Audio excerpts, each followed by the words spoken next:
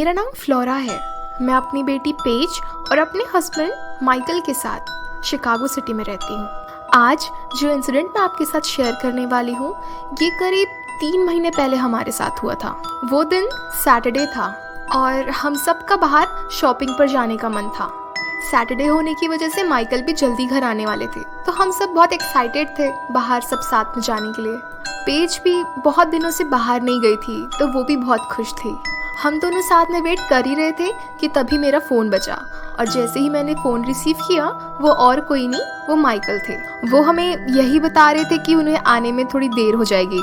घर में 15-20 मिनट और वेट करने के बाद मैंने उन्हें कॉल किया और शॉपिंग जाने का प्लान कैंसिल कर दिया क्योंकि बहुत देर हो रही थी। फिर मुझे याद आया कि पेज बाहर जाने के लिए बहुत ज़्यादा एक्साइटेड थी, तो उसको मनाने के लिए मैंने सोचा कि हम पार्क चले जाएंगे। जैसे ही मैंने उसे बताया कि हम शॉपिंग पर नहीं जा रहे हैं, वो बहुत ज़्यादा अपसेट हो गई थी। तब मैंने उसे पार्क जाने के बारे में बताया। ये सुनकर वो बहुत ज़्यादा खुश हो गई और उसने मुझसे कहा कि उसे बहुत ज़्यादा भूख लगी है, तो मैं उसके लिए कुछ बना दूँ।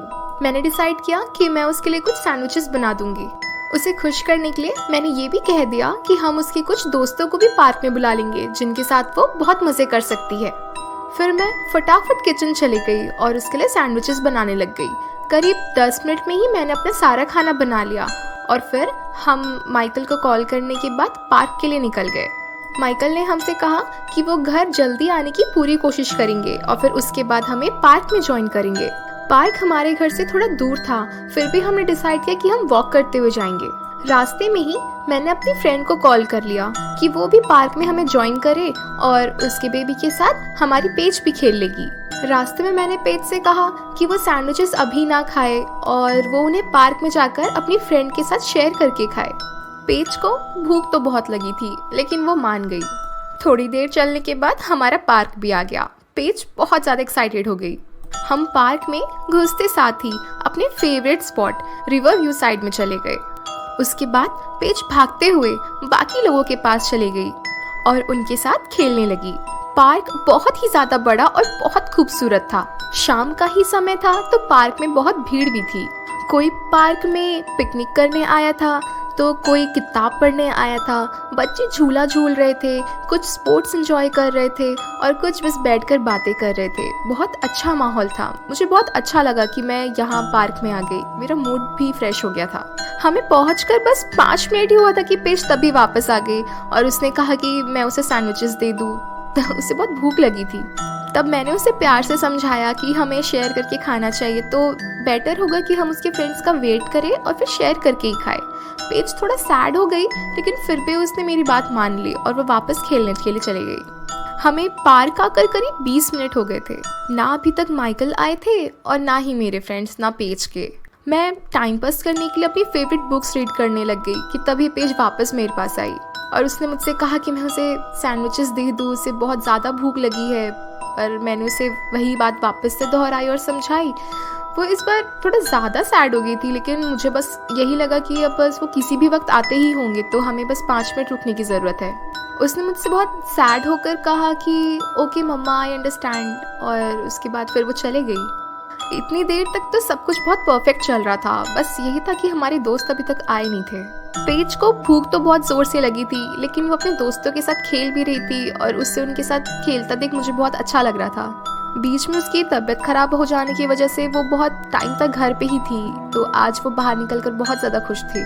देर तो काफ़ी हो गई थी, तो मैंने माइकल को कॉल कर लिया और उनसे कहा कि वो कब आएंगे। तब उन्होंने कहा कि वो टैक्सी से पहले घर जा रहे हैं, थोड़ा फ्रेश होंगे, उसके बाद वो हमें पार्क में ज्वाइन करेंगे। ऐसा करने में उन्हें करीब 20 मिनट और लग जाएंगे।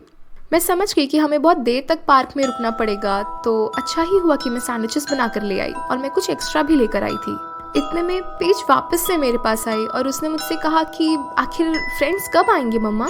इस बार मुझे भी लगा कि बहुत देर हो गई है, तो मैंने उससे कहा कि आप टेंशन मत लो, मैं अभी उनसे कॉल करके बात करती हूँ।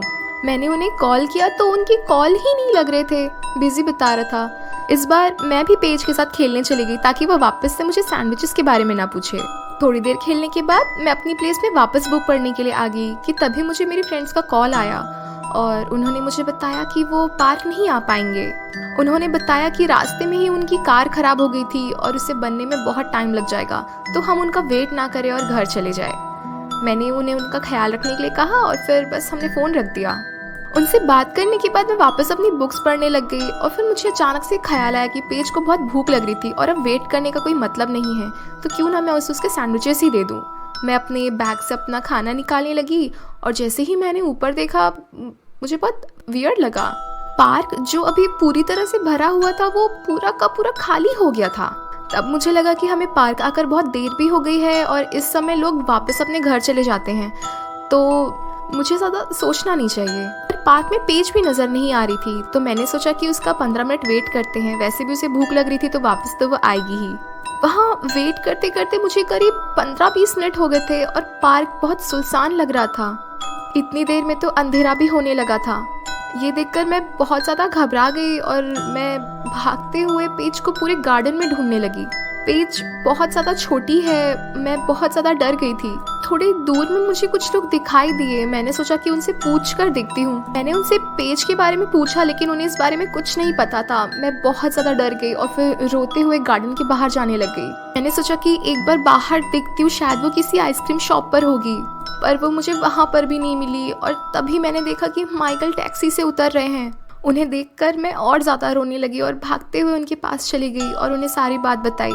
फिर हम साथ में पेज को पूरे पार्क में करीब 15-20 मिनट तक ढूंढते रहे। हम दोनों बहुत ज़्यादा घबरा गए थे।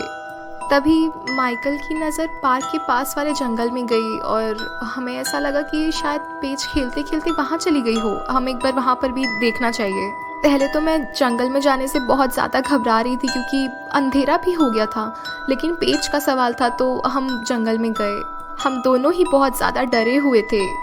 मेरा तो रो रो कर बुरा हाल हो गया था, बट माइकल ने मुझे कैसे भी संभाल कर रखा था। हमने पेज को जंगल में करीब 15-20 मिनट तक ढूंढा पर हमें वो मिली नहीं और हम दोनों बहुत ज़्यादा परेशान हो गए थे।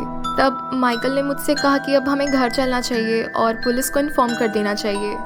दोनों की हालत बहुत ज़्यादा ख़राब हो गई थी क्योंकि पेज बहुत छोटी है और वो अकेली थी बाहर। वापस ही जा रहे थे कि तभी हमें झाड़ी के पीछे से आवाज़ आने लगी, जैसे कोई किसी को खा रहा हो। हम बहुत ज़्यादा डर गए क्योंकि वो जंगल था और यहाँ जंगली जानवरों का होना बहुत आम बात थी। हम दोनों ने बहुत हिम्मत दिखाई और हम वो झाड़ियों के पीछे चले गए ये देखने के लिए कि वहाँ क्या है। हमने जो वहाँ देखा उसे देखकर हमारी आँखें खुली की खुली रह गई। वहाँ पेज थी और वो एक जंगली जानवर को खा रही थी। वो पूरी खून से लथपथ थी। ऐसे ही पेज ने हमें देखा, वो हंसने लग गई और मैंने उससे पूछा कि क्या है। उसने कहा कि मम्मा मैं बहुत भूखी थी और आप मुझे खाना ही नहीं दे रही थी। वो हमारा घबराया हुआ चेहरा देखकर हंसने लगी। हम बहुत घबरा गए थे। हमने तुरंत ही उसे वहाँ से लिया और घर चले गए। आज उस बात को बहुत समय हो गया है और अब पेज नॉर्मल बच्चों की तरह ही रहती है। पर कभी कभी जब वो जानवर को देखती है तो वो बहुत एक्साइटेड हो जाती है। हमें समझ नहीं आ रहा कि हम क्या करें।